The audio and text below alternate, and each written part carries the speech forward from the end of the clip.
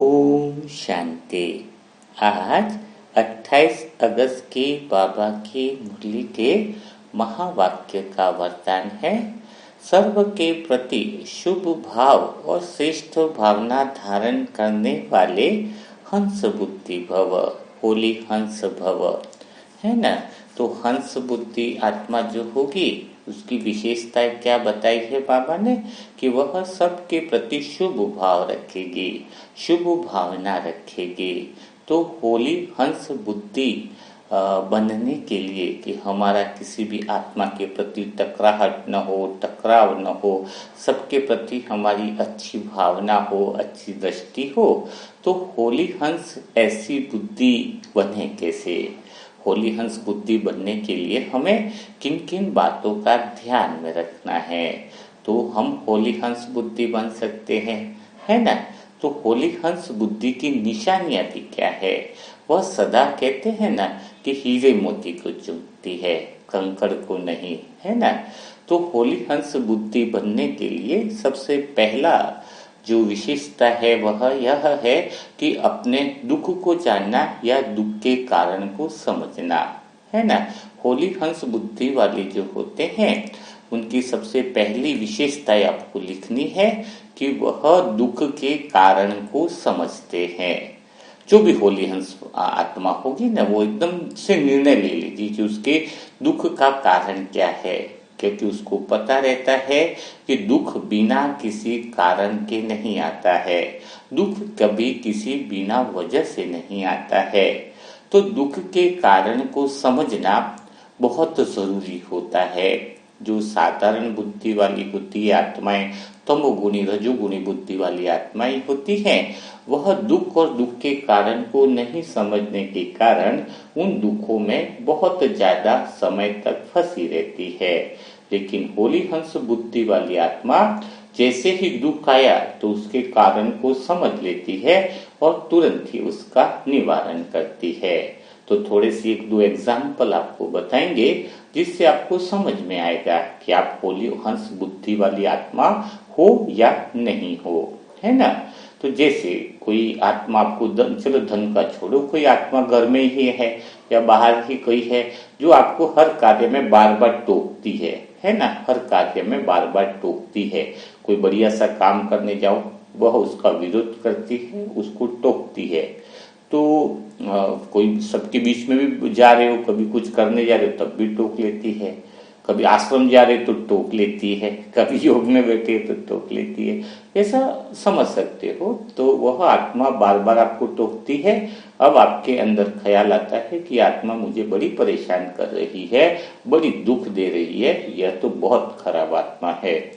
तो आप इस समय जो साधारण आत्मा होगी वह क्या सोचेगी। साधारण आत्मा यही सोचेगी इसका हिसाब किताब मेरे साथ होगा, है ना, इसका तो दुख देने का कारण ही है, यह तो आत्मा ऐसी ही है, इसको तो समझ नहीं है। तो क्या यह है इस दुख का कारण है। यह तो इस बातों से तो दुख दूर नहीं हुआ, है ना। यह साधारण आत्मा के विचार रहेंगे। कहाँ से ऐसी आत्मा मुझे मिल गई, मेरे ही कर्मों में ऐसी आत्मा क्यों लिखी थी, है ना।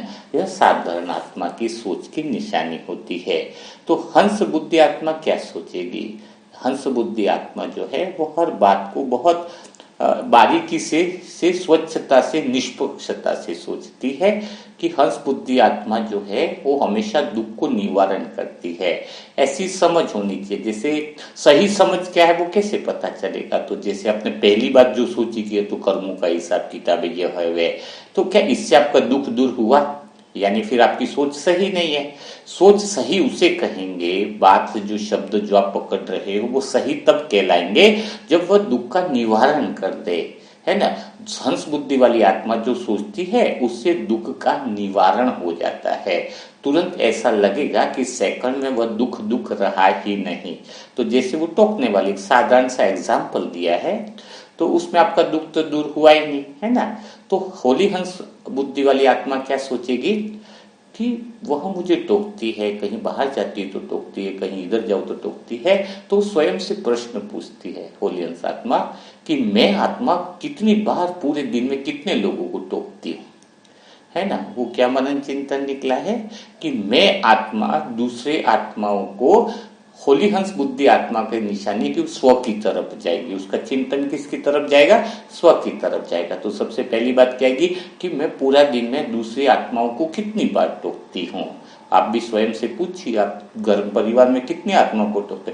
थोड़ा सा बुरा कर्म करेंगे तुरंत अटेंशन, ऐसा आपको नहीं करना चाहिए। सुबह लेट उठेंगे तो तुरंत टोकना, सुबह तुम्हें जल्दी उठना चाहिए।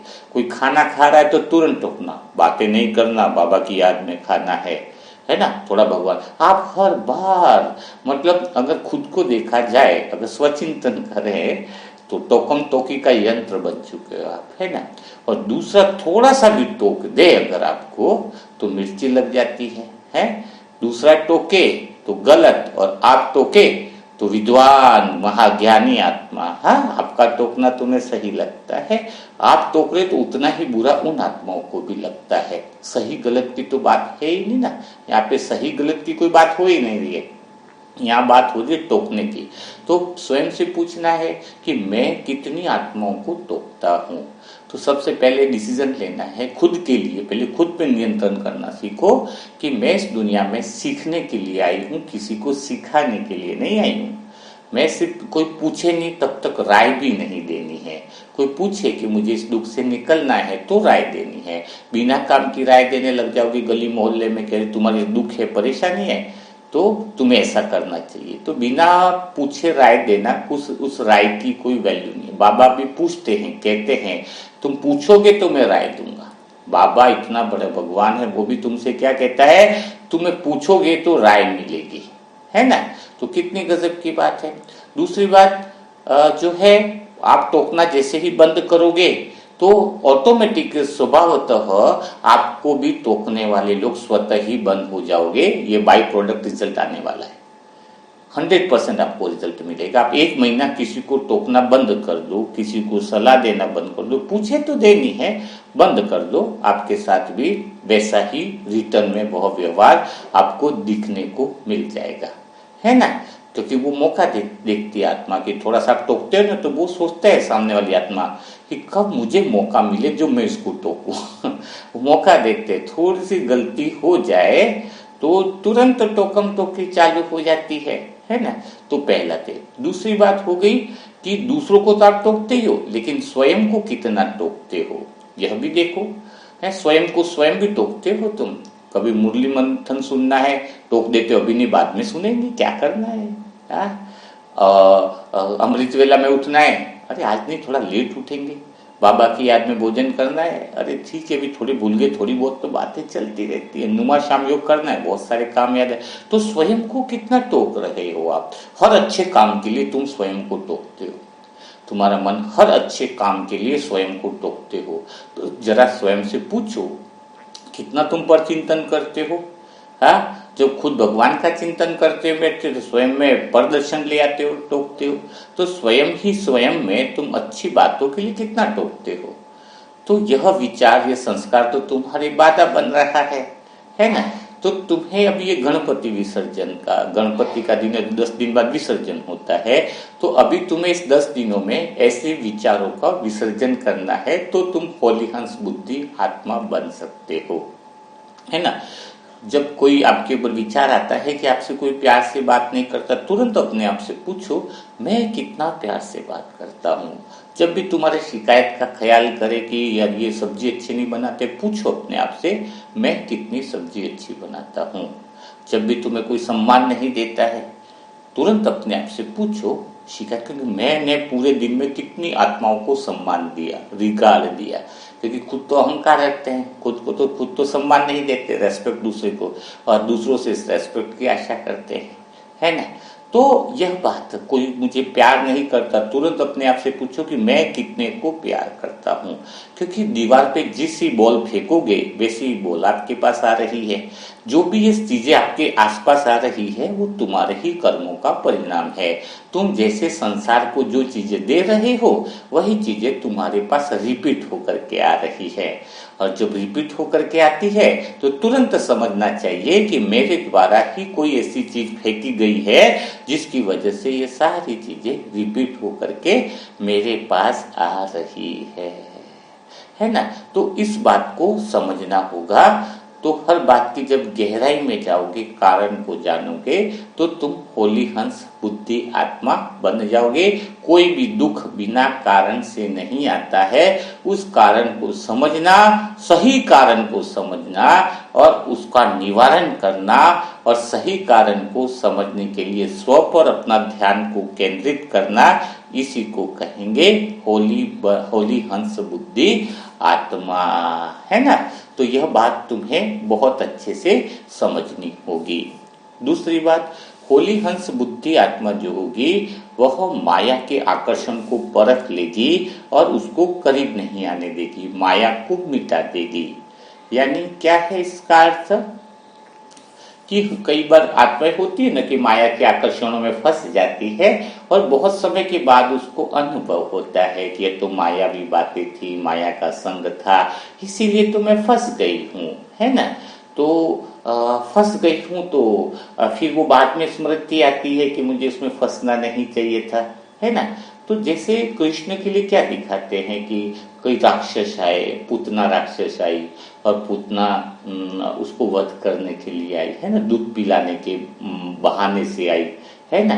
तो कृष्ण ने उसको काट लिया और पूतना का वध हो गया।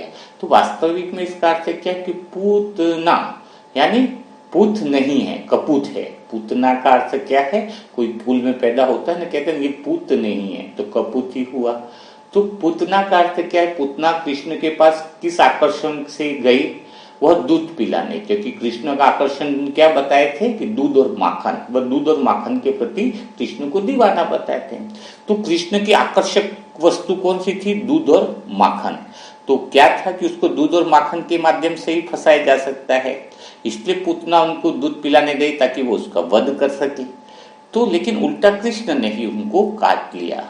इसका अर्थ क्या है कि हम होली हंस बुद्धि आत्माएं हैं, हमें माया वहीं से अटैक करेगी जिनमें हमारी बुद्धि फंसी हुई है। जहां पर भी हमारी बुद्धि फंसी है, माया वहीं पर ही जोर लगाएगी, माया वहीं से ही परेशान करेगी। अगर आपका बेटे के प्रति मोह ज्यादा है तो आपका बेटा ही आपकी धज्जियां उड़ाने वाला है, क्योंकि माया वहीं से आएगी जहां पर आपका आकर्षण फंसा हुआ है। आपका आकर्षण मोह पति में फंसा हुआ है तो पति से ही माया आएगी, बहुत जबरदस्त तरीके से आएगी। थोड़े समय अच्छा व्यवहार करेगा और वही 2 4 10 बातें ऐसी बोलेगा जो आपको पूरा माया में उलझा देगा, है ना। किसी का माँ बाप में मोह, किसी का धन में मोह ज्यादा है, आकर्षण बहुत ज्यादा है तो पहले धन की तरफ लुभावनी चीजें लेकर के आएगी। अगर पति में मोह तो पति थोड़े दिन तक ऐसी प्यार भरी बातें करेगा कि आप उसके मोह में और ज्यादा फंस जाओगे। बेटे में मोह है, आपका बुद्धि आकर्षित करती कि बेटे का ध्यान रखना, तो बेटा ऐसी प्यार भरी बातें करेगा कि वह मानो आपको हीरा लगेगा और आप भगवान से दूर हो जाओगे, उस बेटे में लग पड़ोगे, है ना। मतलब बिल्कुल भगवान से दूर करने के लिए पूतना बताइए ना, पूतना यानी वह चीजों के प्रति दूध का जैसे आकर्षण दिखाया, तो आपसे सबसे प्यारी चीजें जो है उसी में आकर्षण आएगा और वह तुम्हें इतना प्यारा बना देगा कि भगवान से खींचकर तुम उसकी तरफ चले जाओगे और चले जाने के बाद फिर भयंकर चोट खाओगे। ऐसी चोट खाओगे न तो बोलने बने, न कहने बने, न अनुभव किए बने, है ना। और चोट खाकर वापिस आ जाओगे अपने पास सांप सीढ़ी की तरह, 99 पे पहुंचे, सांप ने डस लिया आपको, है ना। और कृष्ण का तो क्या बताते हैं, कालिया नाग था, उस पे भी सांप के ऊपर भी डांस दिखाते हैं, है ना। कोई भी सांप जो है उसको डस नहीं पाया, यानी कोई भी आकर्षण हमें डस नहीं पाए। कोई ज्यादा ही मीठा बोल रहा है तो समझ लेना कुछ गड़बड़ है।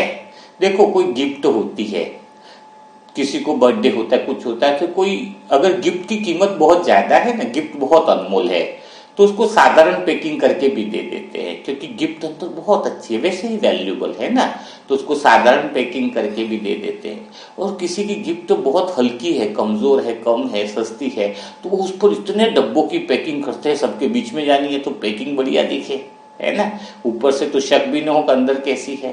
तो जब ज्यादा पैकिंग हुई है यानी समझ लो कि अंदर कोई इतनी वैल्यूएबल चीज नहीं है ना, दिखावा मात्र है। तो वैसे ही जब आपसे कोई ज्यादा ही प्यार से बातें कर रहा है, ज्यादा ही मीठी बातें कर रहा है, तो इसका अर्थ क्या है इसका अर्थ है कि उसी से खतरा आने वाला है।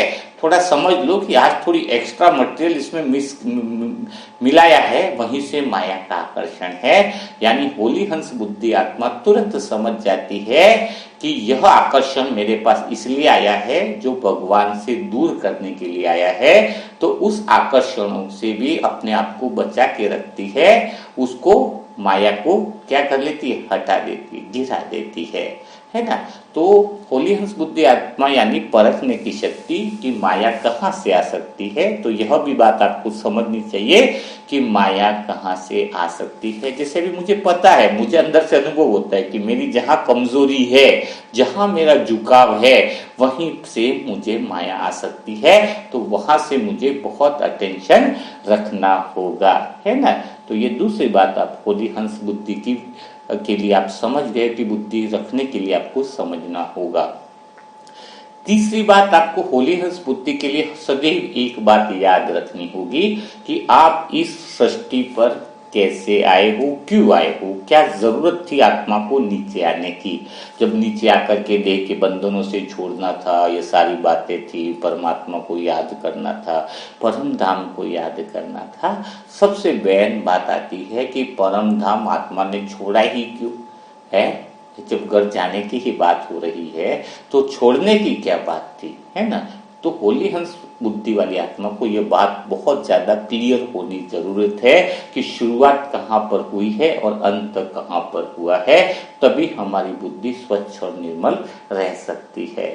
तो परम धाम हमने क्यों छोड़ा। तो सबसे बड़ी बात है कि आत्मा जो है वो शांति में बैठी है परम धाम में, लेकिन और कुछ अनुभव नहीं कर रही है। मतलब संतुष्टि है तो कुछ अनुभव की जरूरत ही नहीं है, नए अनुभव की। तो ठीक है, लेकिन अनुभव वहां पर मन भी कुछ नहीं कर रहा है। तो अनुभव कौन लेता है, मन लेता है।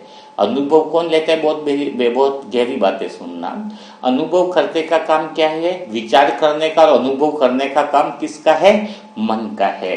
तो आत्मा जब नीचे आती है तो पहला उद्देश्य आता है कि मन अच्छे अच्छे अनुभव करे, और दूसरा उद्देश्य क्या है आत्मा का कि मैं तो संसार में आई हूं सभी अलग अलग अनुभवों को देखने के लिए, निष्काम कर्म करने के लिए, है ना। आत्मा परम धाम से क्यों आई है, क्योंकि मन एक तो अनुभव कर पाएगा, ठीक है, और आत्मा आती है निष्काम, कोई कामना लेकर तो आई नहीं, है ना। आत्मा आई है नीचे, तब मन अनुभव करना चालू करता है। और मन कौन सा अनुभव करता है, सुख के, शांति के, आनंद के अनुभव करता है।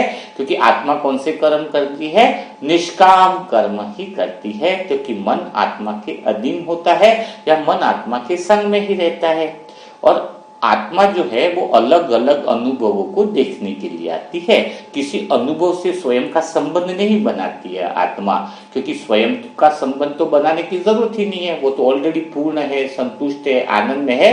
तो आत्मा अनुभव लेने के लिए नहीं आती है, अनुभवों को देखने के लिए आती है। लेकिन अनुभव कौन कर रहा है, मन करता है। कहते हैं ना, मेरे मन में आज बहुत सुख है, मेरे मन बहुत आनंद में है, आज मेरा मन बड़ा खुश है। तो अनुभव करने का काम है। परम धाम में तो कोई अनुभव होगा ही नहीं, क्योंकि कोई कर्म ही नहीं हो रहा है ना। कोई कर्म हो तो उस कर्म में वह मन अनुभव भी करे। तो कोई कर्म ही नहीं है तो मन क्या अनुभव करेगा, मन बस बैठा है ना। तो अब जो है सत्युग में जब आत्मा नीचे आती है तो आत्मा कौन से कर्म करती है, निष्काम कर्म करती है, और मन बड़े सुंदर सुंदर अनुभव करता है, पवित्रता के, सुख के, शांति के, आनंद के, है, बड़ी मौज के अनुभव करता है। और जब मन आत्मा के निष्काम कर्म का अनुभव करता है, कोई भी काम हम निस्वार्थ रूप से कहीं करते हैं तो ऑलरेडी सुख का अनुभव होता है। कोई निरअहंकारिता से कोई कर्म करते हैं तो वह बहुत गहरी शांति का अनुभव हमें कराता है। तो उस समय की जो ये बुद्धि है वो स्वच्छ बुद्धि उसी को कहेंगे कि जब मन आत्मा के निष्काम कर्म को, निस्वार्थ कर्म को, करुणा प्रेम वाले कर्मों का अनुभव करे तो वह हुई स्वच्छ बुद्धि। अगर कोई बुद्धि सांसारिक कामनाओं के कर्मों का अनुभव करने लग जाए, वह इच्छा जागृत करे, मन है ना, कई बार संसार की इच्छाओं का अनुभव करना चाहता है, संसार के सुखों का जो अल्पकाल के लिए जो झूठे हैं उन अनुभवों का अनुभव करना चाहता है, तो बुद्धि हो गई होली हंस के बजाय क्या हो गई, होली हंस नहीं रही फिर वह बुद्धि कौन सी बन गई? वह बुद्धि तामसिक बन गई, क्योंकि तमो प्रधान से सुख का अनुभव करना चाहती है। बुद्धि किसके द्वारा? तमो प्रधान के विचार लाना चाहती है। बुद्धि जो सच्चाई उसको समझे नहीं, तमो प्रधान हो जाए, है ना, तो फिर मन भी उसके पीछे, बुद्धि के पीछे लग जाता है ना। तो मन किसके पीछे लग गया? बुद्धि के पीछे। कि मन तामसिक कर्मों की चीजों को जो है उसी में ही सुख मिला हुआ है, जब यह स्वीकार करता है तो मन भी तामसिकता चीजों वाली के पीछे ही भागता है, तामसिक अनुभवों के पीछे जो अल्पकाल के लिए है। तो होली हंस बुद्धि कौन सी है? जिसको बिल्कुल क्लियर पता रहे कि मुझे सिर्फ क्या है, मन को समझ रहे कि निष्काम कर्म में ही सच्चा सुख है, सच्चा आनंद है, बिना कामना वाले कर्मों में ही सच्चा प्रेम और सुख समाया हुआ है। इस संसार की कोई भी कामना में कोई सुख नहीं समाया हुआ है। इस संसार में मैं जो भी चीज ढूंढूंगा, लेकिन मुझे वह चीज नहीं मिलेगी जो आत्मा और निष्काम कर्म में है। जब यह समझ दृढ़ता के साथ अंदर बंधी हुई रहती है तो फिर क्या होता है? होली हंस बुद्धि सदा बनी रहती है, स्वच्छ बुद्धि सदा बनी रहती है। बुद्धि में खराबी कहाँ से आती है? जब वो संसार के विषयों में रस लेने लग जाते हैं हम। तो यह बात भी हमें बहुत अच्छे से समझनी होगी। जैसे कामनाओं का बताया ना, आज जैसे बाबा ने कहा ना कि जुआ खेलना भी भ्रष्ट कर्म है। तो जुआ खेलना माने कौन सा? सट्टा जुए की बात नहीं हो रही है। आप कामनाओं का जो जुआ खेलते हो, कामनाओं में क्या होता है, कभी कोई कामनाएं पूरी होंगी और कभी कोई कामना पूरी नहीं होगी। तो कामनाएं पूरी नहीं होंगी तो आप दिल शिकस्त हो जाओगे। कोई जमीन सोची, जमीन खरीदनी है, नहीं मिली तो दिल शिकस्त हो गए।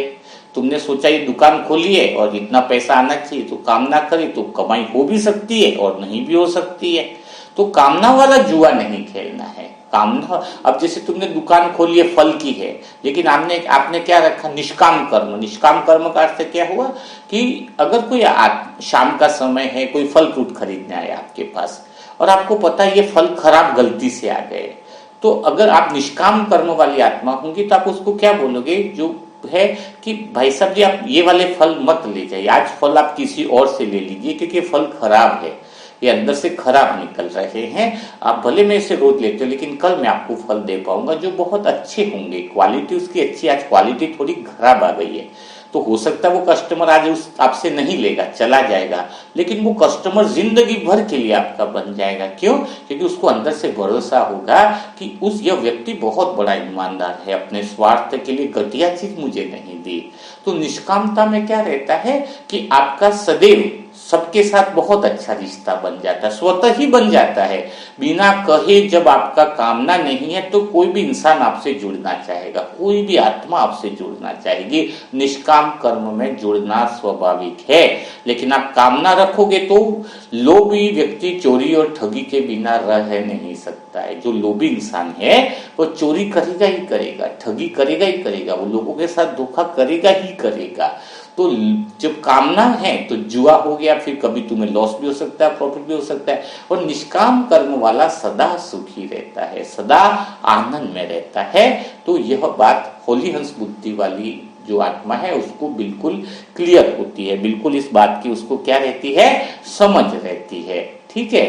चौथी जो बात है होली हंस आत्मा की जो विशेषता है वह क्या है कि बात की गहराई में जाती है। होली हंस आत्मा की क्या विशेषता होती है? उसकी बुद्धि कैसी स्वच्छ निर्मल कैसी है? क्योंकि वो बात की गहराई में, कहते हैं ना, रत्न ढूंढ के निकालती है। होली हंस आत्मा क्या होती है? अंदर गहराई में जाके रत्न निकालती है, विचार सागर मंथन से वह रत्न निकालती है। तो कैसे निकालती है? जैसे हम बाबा की कोई पॉइंट को लेते हैं तो हमें क्या वो समझ में आएगी, वो बात को हम समझ पाएंगे। जैसे बाबा ने कहा कि कोई भी पॉइंट ले सकते हैं कि जो पाने योग्य है वो पाया हुआ ही है ना। आत्मज्ञान का मतलब क्या है कि तुम्हें विश्राम में रहना है ना। तो तुम्हें जो कुछ चाहिए वो ऑलरेडी तुम्हें मिला हुआ है, आत्मा के अंदर ही है, सुख शांति प्रेम और आनंद है ना। तो वो मिला हुआ ही है। तो फिर प्रश्न क्या उत्पन्न होता है गहराई में कि जब सब कुछ मिला हुआ ही है तो अनुभव क्यों नहीं हो रहा है ना। जब सब कुछ मिला हुआ है कि आत्मा में ही गहरी शांति है, आत्मा आत्मा में ही गहरा आनंद समाया हुआ है, परम प्रेम समाया हुआ है, तो फिर वो अनुभव क्यों नहीं हो रहा है, तो फिर मिला क्यों नहीं है ना। हरिवंश आत्मा क्या करती है, बात की गहराई में जाती है। तो जब सब कुछ पाया हुआ है, मिला हुआ है, तो ऐसी आत्माएं बहुत जल्दी स्वीकार कर लेती है। कौन सी आत्माएं मान लेती है? जो श्रम नहीं करना चाहती है, जो थोड़ी सी भी मेहनत नहीं करना चाहती, वो जल्दी से एक बात को मान लेती है। श्रम नहीं करना चाहती है ना, उनको लगता है कि सब कुछ पाना था सो पा लिया है, मिला हुआ ही है आत्मा में मिला हुआ ही है, कोई मेहनत करने की जरूरत नहीं, कोई ढूंढने की जरूरत नहीं है। आज तो मुझे सुबह सुबह किसी ने बता दिया कि जिसको तुम ढूंढ रहे हो वो तुम्हारी आत्मा के अंदर है। अब तो मैं शांति से एक रूम में बैठ गया हूं भाई, अब तो भाई सब कुछ मिला हुआ है, अब कुछ करने की कोई जरूरत नहीं है। तो इसका अर्थ यह नहीं है कि जो सब कुछ मिला हुआ है, इसका अर्थ है कि तुम्हें कुछ करना ही नहीं है ना। क्योंकि यह बात सिर्फ आपने क्या की है, मान ली है, जाना नहीं है, कसौटी पर उतरे नहीं हो तुम। इसका अर्थ क्या है कि जैसे आपको किसी बात में समझना होगा, किसी बात में समझने का अर्थ है कि जब मन रोम रोम से सारे प्रयास कर लिए हो, अनुभव लिया हो वास्तविकता में मन ने कि मैंने संसार में सब कुछ खोज के देख लिया है, लेकिन मुझे वह नहीं मिला है, तो अभी कुछ करने से मुझे कुछ नहीं मिला है, तो अब कुछ नहीं करूंगा तो आत्मज्ञान में मुझे वो पाना था सो पा लिया का अनुभव होगा। तो पहले बहुत ज्यादा जिसने श्रम कर लिया है उसको ये बातें समझ में आएगी कि अब तुझे भागा दौड़ी की कोई जरूरत नहीं है, अब तुझे श्रम करने की जरूरत नहीं है, अब तुझे विश्राम में बैठना है। लेकिन किसी ने श्रम किया ही नहीं है, जानने की कोशिश ही नहीं करी है, संसार में भी वह भटका ही नहीं है सच को जानने के लिए, उसकी मेहनत ही नहीं हुई है, तो फिर क्या होगा, वो उस बातों को नहीं समझ पाएगा। इसीलिए बाबा कहते हैं कि तुम्हें स्वदर्शन चक्र घुमाना है। स्वदर्शन चक्र का अर्थ क्या है कि हमने द्वापर युग में बहुत मेहनत करी है। क्या मेहनत करी? बहुत ज्यादा हमने श्रम किया है। उन अनुभवों को याद करना है कि हमने इतनी मेहनत करी है कि बहुत ज्यादा शास्त्र पढ़े हैं, बहुत सारी बातें पढ़ी है सच को जानने के लिए, सच को पाने के लिए, भगवान कौन है, भगवान क्या है, सच्ची शांति कैसे मिले, और इतने सारे रिश्तों में हमने दुख पाया है। द्वापर युग से लगाकर हमने रिश्ते निभाने में कोई कसर नहीं छोड़ी है, इतनी मेहनत करी है कि रिश्ता कहीं टूटे नहीं है। उसके लिए चाहे झुकना पड़ा, चाहे हमें समर्पण करना पड़ा, कुछ वस्तुओं का त्याग करना पड़ा, यहां तक कि अपनी खुशी भी दांव पे लगा दी। तो हमने इतने सारे श्रम किए हैं, तब जाकर के ही हमें यह बात समझ में आई है कि जो कुछ तुम चाहते हो वह किसमें है, आत्मा के अंदर है। दौड़ लगाने की जरूरत नहीं है, तुम्हें बस रुकने की जरूरत है, तुम्हें बस ठहरने की जरूरत है। लेकिन जो नई आत्मा है, इसलिए बाबा कहते हैं कि जो कुल की आत्मा नहीं है उसको ये बातें समझ में नहीं आती है। कुल की जो आत्मा है उनको ये बात दिल से उतरती क्यों नहीं है, वो आत्मज्ञान क्यों नहीं ले पाते हैं कि जैसे ही उनको बताया जाता है कि आत्मा में ही शांति है, आत्मा में ही आनंद है, तो एक सेकंड में समझ जाना चाहिए और उनको अनुभव होना चाहिए। लेकिन वो सिर्फ बात को मान रहे हैं, जाने नहीं है अभी तक। जानेगा कौन? जो पूरे संसार की हर एक चक्र में दौड़ लगा चुका है। अब बोलेंगे कि संसार के रिश्तों में सुख है ही नहीं, अब उसको क्या पता सुख है ही नहीं, वो तो रिश्तों को ही दुख देने में ही लगा है, उसको तो सुख की आशा ही नहीं रही। जिसने रिश्तों में सुख देने की कोशिश की हो उसको पता चले कि रिश्तों में सुख नहीं है, और वो तो पहले ही मान रहा है कि रिश्तों में सुख है ही नहीं। क्यों? क्योंकि वो तो पहले ही रिश्तों को दुख ही दे रहा है ना। सारे रिश्तों को किस चीज में लगा है? रिश्तों में सुख पाने की इच्छा कहाँ है? उसने डोरी कहाँ लगाई है? उसने 100% अपना दिया कहाँ है कि रिश्तों में सुख मिले, है ना। उसको तो पता है कि मैंने सामने वाले के लिए कुछ इतना अच्छा किया ही नहीं कि वो मेरे लिए अच्छा बोले। सामने वाले ने मेरे लिए अच्छा नहीं किया है, वो कब समझ में आएगा? अगर मैं उसके साथ बुरा ही कर रहा हूं और वो मेरे साथ बुरा कर रहा है तो हमें कुछ दुख नहीं होगा। क्यों नहीं होगा? अपन को अंदर से पता है कि अपन ने तो उसके लिए अच्छा किया है, अच्छा किया ही नहीं है तो वो हमारे साथ अच्छा कैसे करेगा। लेकिन हमने पूरी एडी चोटी का जोर लगा दिया, अपना समय लगा दिया, अपने धन दौलत लगा दी, उसको जीवन बने उसके लिए, और उसके बाद उसने हमारे साथ अच्छा नहीं किया, तो यह अनुभव हमें आत्मज्ञान की तरफ लेकर के जाता है। यह हमारे पास, हमने बहुत श्रम किया है, बहुत मेहनत करी है। द्वापर युग से जब मैं आत्मा स्वयं के स्वदर्शन चक्र के अंदर अनुभव करती हूँ तो मुझे बहुत गहरा अनुभव होता है कि मैंने बहुत, मेरे अंदर बहुत दया भाव है। अगर अभी भी देखो आपसे बोलूँ तो दया भाव और करुणा भाव बहुत है, लेकिन लोगों ने उसका बहुत गलत यूज किया, मिस यूज किया, इतना मिस यूज किया कि पूछो मत। जब इस जन्म में भी जब ज्ञान में नहीं थे तब भी समझो तो द्वापर से भी वो स्मृति आती है। तो ऐसा लगता है कि हमने रिश्ते निभाने में कोई कसर नहीं छोड़ी, हमने बहुत श्रम कर लिया, बहुत डोरी लगा दी, फिर भी हमें वह सच्चा सुख, सच्चा आनंद नहीं मिला। तो अब जो बाबा कहते हैं कि आत्मा में ही सुख और शांति है, दौड़ लगाना बंद करो, विश्राम में आ जाओ। तो हमने बहुत दौड़ लगा चुकी है।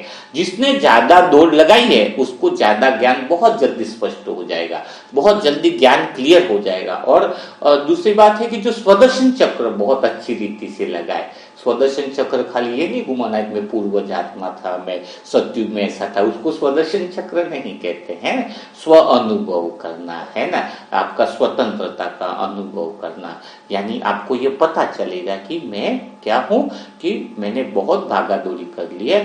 अब अंदर से महसूस होगा कि अब मुझको बहुत थकान लग गई है। जब इंसान बहुत थक हार के बैठ जाता है तो कुछ नहीं करता है, किसी चीज को पाने के लिए बहुत कुछ कर लेता है, उसके बाद वो क्या करता है, नहीं मिला तो थक हार के बैठ जाता है। तो हम बिल्कुल थक हार के बैठ गए हैं, तब भगवान हमें मिला है। और फिर बाबा कहता है अब तुम बैठ गए तो शांति से बैठे जाओ, बैठने में ही तुम्हारे पास सब कुछ मिल जाएगा, अब तुम्हें कुछ करने की जरूरत नहीं है। 2500 साल तक तुमने बहुत कुछ कर लिया है, इसी का प्रतिफल हमें मिल रहा है। तो यह बात होली हंस बुद्धि वाली आत्माएं जल्दी समझ जाती है। कोई कहता है मैं आत्मा का अनुभव नहीं कर रहा हूँ, उसने अभी तक दौड़ लगाई नहीं है संसार में, है उसका मन थका ही नहीं है और सीधा अनुभव करना चाहता है आत्मा का, कभी रिश्तों को सुधारने की कोशिश ही नहीं करी है, उसको बोला आत्मा का अनुभव कैसे होगा। आप घर परिवार में देखा होगा कई सारी ऐसी आत्माएं हैं जिनको आप आत्मा का ज्ञान देते हो कि आत्मा में शांति आनंद है, तो बिना मेहनत के पाना जरूर चाहते, चलो मैं 2 घंटा 10 मिनट बैठ जाता हूँ, क्या बोलेंगे, कमेंट्री सुना दो मैं बैठ जाता हूँ, लेकिन कुछ अनुभव नहीं होगा। क्यों? क्योंकि उन्होंने तो प्रयास ही नहीं किया है कि शांति को पाने का, आनंद को पाने का, किसी रिश्ते को सुधारने में उन्होंने मेहनत ही नहीं करी है। तो भला वो मेहनत तो थोड़ी करे तो उनकी सत्यता थोड़ी बाहर निकले, तो फिर पता चलेगा कि आत्मा में सुख है ना। तो हमें इस बात को बहुत अच्छे से समझना होगा।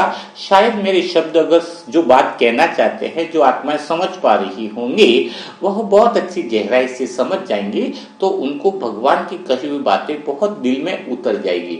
तो क्या मानना नहीं, जानना है। भगवान की बातों को हमने सिर्फ मान नहीं लिया कि पाना था सो पा लिया, आत्मा में ही ज्ञान है, आत्मा में ही पाया हुआ है। तो इस बात को बहुत अच्छे से गहराई से समझ गए होंगे आप, ठीक है। दूसरा और उसकी हम गहराई में जाएंगे कि पाना तो सो पा लिया, यानी सारा ज्ञान आत्मा में ही है, सारी शांति आत्मा में ही है, सारा आनंद आत्मा में ही है। तो मन अगर कुछ कामना न करे, कहते ना कि भाई चलो हमारा मन तो कोई विचार ही नहीं कर रहा है, कुछ कर ही नहीं रहा है ताकि हम आत्मा की शांति का अनुभव कर लें, आत्मा का आनंद का अनुभव कर लें, तो भी हमें आत्मा का अनुभव नहीं होता है। कई लोगों की बातें आती हैं, कई लोगों के विचार आते हैं कि हमें फिर भी आत्मा का अनुभव नहीं हो रहा है। तो आपको पहले बताया कि कामनाओं का अंत हो तो आपको आत्मा का अनुभव हो जाता है। आत्मज्ञान यानी कामनाओं का अंत, इच्छाओं का अंत। लेकिन आपने कभी देखा है कि आपकी सूक्ष्म कामना रह जाती है अंदर, आप कहते हो कि क्या कहते हो कि मुझे कोई कामना नहीं बची, मुझे कोई इच्छा नहीं बची, लेकिन आपकी एक कामना तो बची रहेगी ना, कौन सी, कि मुझे शांति का अनुभव करना है, मुझे गहरे प्रेम का अनुभव करना है, मुझे आत्मा का अनुभव करना है। तो वहां पर तो मैं जिंदा रह गया। और बाबा तो कहता है मैं खत्म हो तो तुम आत्मा तक पहुंच सकते हो। बिना मैं के खत्म हुए वो सत्य का अनुभव तुम कर नहीं सकते, वो परम आनंद का अनुभव पूर्णतया नहीं कर सकते, थोड़ा थोड़ा कर सकते हो। जितना भी मैंपन तुम्हारा खत्म हुआ है, जितना भी अहंकार तुम्हारा खत्म हुआ है, लेकिन संपूर्ण वो आनंद का अनुभव तुम नहीं खत्म कर सकते हो। तो तुम्हारे अंदर एक सूक्ष्म कामनाएं जो बैठी हुई है, खाली तुम्हारे विषय बदल गए ना। पहले संसार से तुम धन चाहते थे, संसार में कुछ और कुछ वासनाएं चाहते थे, तो अभी भी तुम्हारा विषय बदल गया, कामना तो बची रहेगी ना। मन के अंदर कामना तो बची रहेगी कि मुझे गहरी शांति में जाना है, गहरे योग में जाना है, उस आत्मज्ञान का अनुभव करना है जो पाना था सो पा लिया वाला। तो ये कामना तो बची रहेगी ना।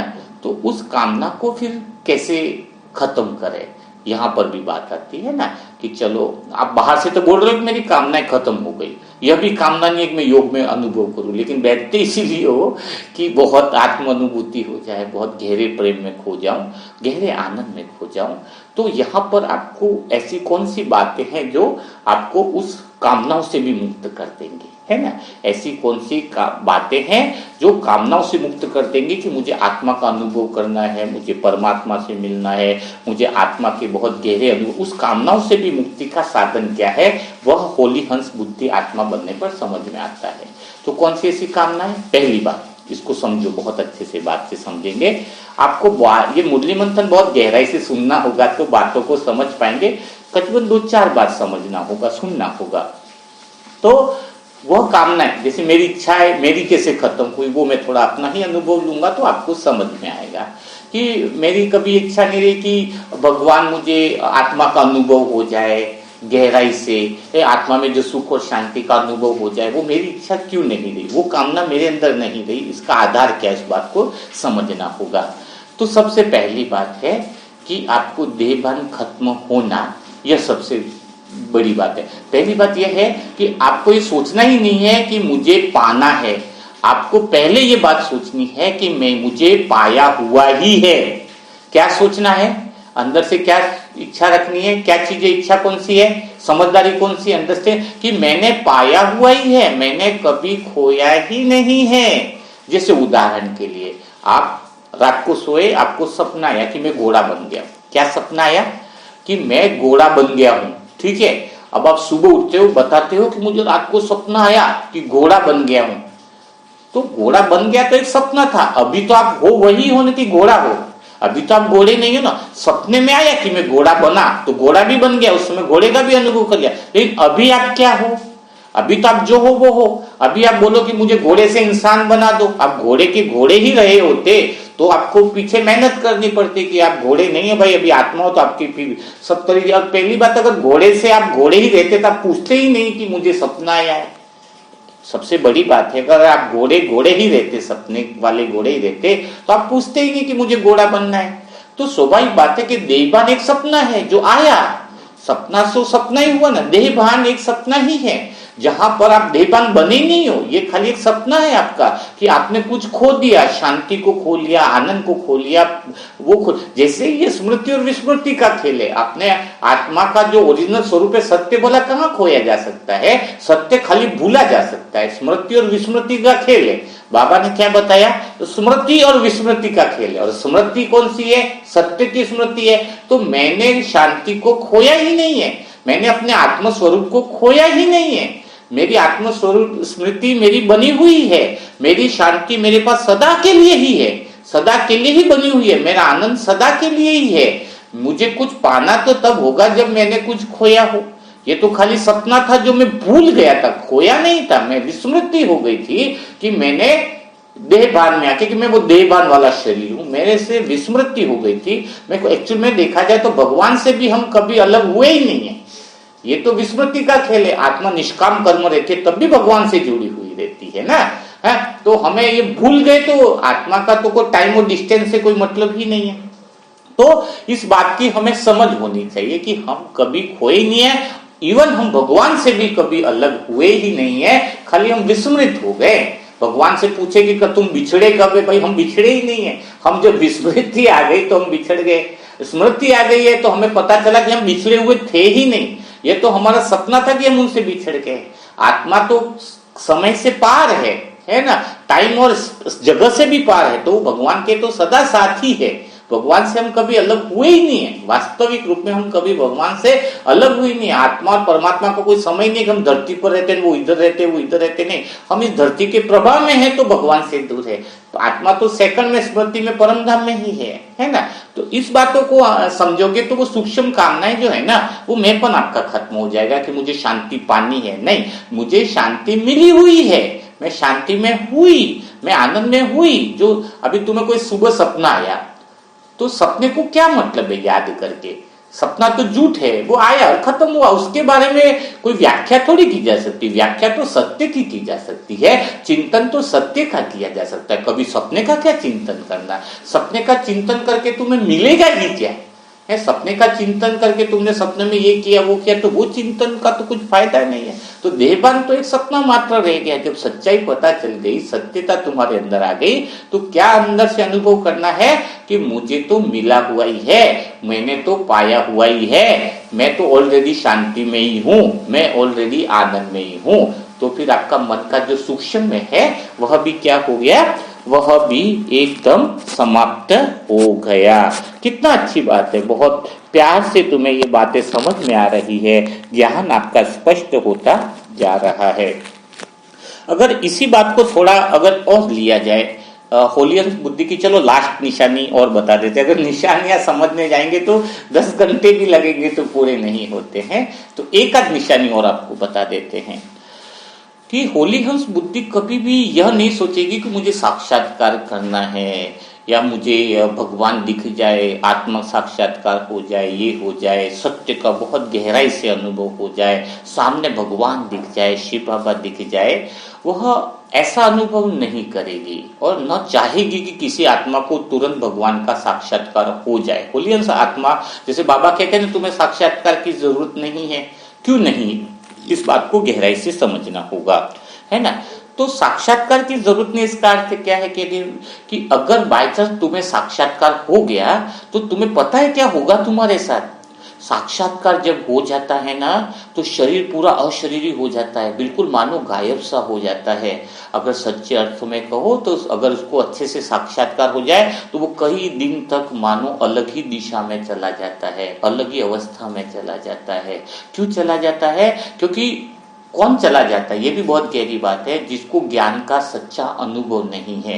ये जितनी तुम ज्ञान की बातें सुन रहे हो कि ज्ञान कामनाओं से रहित है, संपूर्ण अवस्था में कोई इच्छा नहीं, अगर तुम्हें ज्ञान है तो सत्यता के अनुभव में, साक्षात्कार में तुम अपना बैलेंस बना पाओगे कि यह जो अनुभव हुआ है वास्तव में जो मैंने सीखा था, जो सुना था भगवान से, जो मैंने ज्ञान इकट्ठा किया था, वही सारे अनुभव की तुम सत्य की व्याख्या कर पाओगे। दादियों की शुरुआत में जब अनुभव होते थे साक्षात्कार के तो कई घंटों तक रूम में बैठा, कई दिनों तक रूम में बैठा के रखते थे, नहीं तो उनको सत्युग का अनुभव हुआ तो एक काम करने के लिए तैयार नहीं थी दादिया। बर्तन, मैं तो शहजादी हूं, मैं कैसे बर्तन उठाऊं, मैं कोई बर्तन उठाने वाली हूं, मैं तो शहजादी हूं। अब उसी के अंदर ट्रांस में चले गए तो उसको अलग से रूम लेके बैठाना पड़ता था। और मेरे साथ भी बहुत कुछ हुआ, जो पहले पहले अनुभव होते थे तो मैं बिल्कुल कई दिन तक पता नहीं चलता था। और अगर रास्ते पे चलते हुए तुम्हें सत्य का अनुभव हो जाए अचानक किसी व्यक्ति को, तो वो तो मानो बेहोशी हो जाए, उसको तो पागल खाने लेके जाना पड़े। अगर अभी इसी समय अगर तुम सबको साक्षात्कार हो जाए ना तो आधे को हॉस्पिटल ले जाना पड़े, क्योंकि तुम इतना मुस्कुराओगे, इतने गहरे आनंद में डांस करोगे कि तुम्हारे घर वाले तुम्हें हॉस्पिटल लेके जाएंगे कि ये मेंटल हो गया। समझ में कुछ बात? तो साक्षात्कार कब होना, उसका सही समय क्या है? बाबा ने क्या कहा कि अंत समय में सबको साक्षात्कार होंगे। इसका अर्थ क्या है कि तुम आत्मा को जब सच्चा ज्ञान हो जाएगा, सत्यता में अनुभव होगा कि जब मैं आत्मिक स्थिति में होऊंगा तो वो 1-5, आपको पता है अगर आपको 3 मिनट का अनुभव हो गया आत्मा का और गहराई से संसार का बहुत गहराई से सत्य तक अनुभव हो गया तो वो अनुभव आपको 3 मिनट का नहीं लगेगा, वह ऐसा अनुभव लगेगा आपको कि कई सदियां बीत गई है, मैं इसी में हूं। कैसा अनुभव होगा? जो मैंने किया हुआ, इसलिए मैं आपको उसी बात बारे में बता कि थोड़े समय का भी अनुभव आपको लगेगा कि जैसे वो बताए ना कि दादी थोड़े टाइम सत्युग गए तो लेकिन कई दिनों तक उसी में रह रही है, तो मतलब थोड़े टाइम का भी अनुभव ऐसा लगता है कि कई सालों से, अरबों खरबों साल से मैं इसी में ही हूँ, मैं आत्मा के सत्य स्वरूप में ही हूँ, झूठा कुछ है ही नहीं, संसार कुछ है ही नहीं, सारी चीजें ऐसी लगेगी कि गौण लगेगी। सोचो वो सत्य तक, क्योंकि आत्मा टाइम और स्पेस से बाहर है ना, तो उसमें घड़ी थोड़ी चलेगी कि आप जब अनुभव कर रहे हो तो कितने मिनट में अनुभव कर रहा हूँ, 2 मिनट हो रहे, 4 मिनट हो रहे, वहां पे तो समय का कुछ मतलब ही नहीं है, कालातीत अनुभव है, काल से परे का अनुभव है। तो जब तुम भगवान का अनुभव करते हो, आत्मा का अनुभव करते हो, तो ऐसा लगता है कि मैं अरबों खरबों साल से भगवान के सामने ही बैठा हुआ हूं, मैं आत्मा जो अनादि हूं, हूँ, है मेरा कोई अंत नहीं हो सकता, न शुरुआत है, न आदि है, न अंत है। तो जब वो सारी चीज़ें तुम्हें अनुभव में आ जाती हैं तो ऐसा लगता है कि कई बरस बीत गए कि मैं इसी आत्मिक स्थिति में हूँ। और जैसे ही तुम शरीर में आते हो तो फिर आपको लगता है कि मैं कौन सी दुनिया में आ गए, होश में ही नहीं रहते मानो। अगर ज्ञान है, समझ है तो संभाल पाओगे, बिना ज्ञान के समझ के तुम सत्यता के अनुभव भी कर लोगे ना तो तुम और उल्टा घबरा जाओगे। इसलिए बाबा सबको साक्षात्कार नहीं कराता है ना, कुछ समझे आप बात को। इसलिए साक्षात्कार नहीं कराता है, साक्षात्कार उन्हीं आत्माओं को स्वतः ही होने लगते हैं जो अपने आप को, ज्ञान को संभाल पाए। भगवान के सत्य स्वरूप को देखने पर आपकी वो ये सारी ज्ञान की पॉइंट आपको काम आएंगी कि अब वास्तव में मैंने पाना था सो पा लिया, अब मेरे श्रम का फल मिल गया है, अब मैं विश्राम अवस्था में आ गया। वो सारी ये पॉइंट है ना वो आपको काम आएंगी सत्य की व्याख्या करने में। तो सत्य का साक्षात्कार उन्हीं को ही होगा जो सत्य की व्याख्या करने के काबिल बना हुआ हो, है ना। और अब तब तक आपको साक्षात्कार नहीं हो रहा है, ये बहुत आपके लिए पॉजिटिव बात है, तो सकारात्मक बात है ना। तो इस बात को ही समझना चाहिए। तो तुम्हें बहुत हर बात जो है वो कैसी रहेगी, एकदम स्पष्ट रहेगी, एकदम क्लियर रहेगी, है ना। इसलिए अभी तुम्हारा जो कोशिश है, तुम्हारा जो ध्यान है वो इसी बात पे रहना चाहिए कि सत्य की कसौटी पर एक ज्ञान बाबा ने बोला तो मान लेना नहीं, श्रम तो करना है, लेकिन आप हर बात को अच्छी तरीके से समझ लो, ज्ञान की गहराई को समझो। होली हंस बुद्धि आत्मा की जो कुछ विशेषताएं बताई हैं उन बातों को आप नोट करो, क्योंकि नेक्स्ट मुरली मंथन में कभी होली हंस बुद्धि की बात निकली तो वहां पर फिर कुछ नई बातें बताई जाएंगी। आपने देखा होगा कि पहली मुरली मंथन जब आप सुनते हो तो दूसरे मुरली मंथन में कुछ आपको नया मिलता है, नई बातें आती है, क्योंकि बाबा तो ज्ञान का सागर है। वह ऐसी बातें ही इस कंठ के द्वारा बुलवाता है और निमित्त बना करके कि जो कुछ न कुछ अलग होती है। जो खुद मैं आत्मा सुनूंगी तो मुझे समझ में आता है कि कौन सी बातें बाबा क्या क्या हमें समझाने दे रहा है। तो उसको राइट डाउन जरूर करना है, क्योंकि वैसे भी अब एग्जाम होने वाले हैं। इसीलिए तो अमृत वेला में क्यों बोला जाता है कि आपको सभी आत्माओं को एंट्री नहीं है, क्योंकि आपको ईमानदारी से बताऊं तो अभी कई सारी आत्मा सुनते सुनते ऐसे ट्रांस में जा रही हैं। एक आत्मा को खाली ऐसी कमेंट्री दी है अमृत वेला की, दी तो सुनते सुनते ही बस में सीट पर था, इतने गहराई में चला गया कि स्टेशन भी उसके निकल गए और उसकी मोबाइल में लगा दी थी। बाद में पता चला कि वो कहीं पर है, शाम तक घर पे नहीं आया, किसी गार्डन में ही उतार दिया, तो वहीं पर बैठ करके कहीं खो गया था। तो ये बहुत आप कहते योग में अनुभव नहीं होते और हमें इस बात का डर लगता है सामने वाले को कि इसको ज्यादा गहराई में लेकर के चले गए ना तो वापस लाना मुश्किल होगा, 2-3 दिन लगेंगे, तब तक इसको संभालेगा कौन, बैठाएगा कौन। तो आगे आने वाले समय में आपके सामने कई सारी जो वापरित थी, जो पूर्वज आत्मा आप जो कहते हो ना, तो अपने सामने इतने हजारों आत्माएं आएंगी तो हम सेकंड में उनको वह अनुभूति करा पाएंगे। लास्ट में तो यही अनुभव कराने का ही पार्ट रहेगा ना, तो हम उनको सेकंड में वह अनुभव करा पाएंगे। लेकिन पहले खुद तो समझे कि हम उस अनुभव में टिक पाएंगे, सत्यता को समझ पाएंगे, तो बहुत अच्छा रहेगा। तो आज के मुरली मंथन से आपको क्या क्या बातें समझ में आई, थोड़ी बातों की गहराई रहती है तो थोड़ा स्पष्ट रूप से समझा करो। और कुछ समझ में नहीं आए तो व्हाट्सएप पे प्रश्न भी आप पूछ सकते हो। तो कमेंट बॉक्स में आप जरूर लिखिए कि आपको क्या क्या समझ में आया। और जो नई आत्मा है व्हाट्सएप ग्रुप से जुड़कर अपना पुरुषार्थ बढ़ाना चाहती है, उनके लिए नंबर है 7202921969। और जो आप मुरली मंथन सुनते हो तो आपके ओम शांति के जितने भी आपको पता हो आत्माएं जो बाबा के ज्ञान में चल रहे, तो उनको मुरली मंथन जरूर शेयर कर लिया करो। फिर वो सुने न सुने उनकी, क्योंकि वही बताए ना, जिसने श्रम किया होगा उनको ये बातें समझ में आएगी, लेकिन कम से कम आप पे बोझ उतर जाएगा कि मैंने उनको मुरली मंथन भेजा, सत्य ज्ञान उन तक पहुंचाने की कोशिश करी, है ना। तो कम से कम ये आपको संतुष्टि रहेगी। ठीक है, तो कल फिर हम मुलाकात करेंगे ऐसे ही मुरली मंथन के साथ। तब तक के लिए सभी भाई बहनों को ओम शांति, ओम शांति, ओम शांति।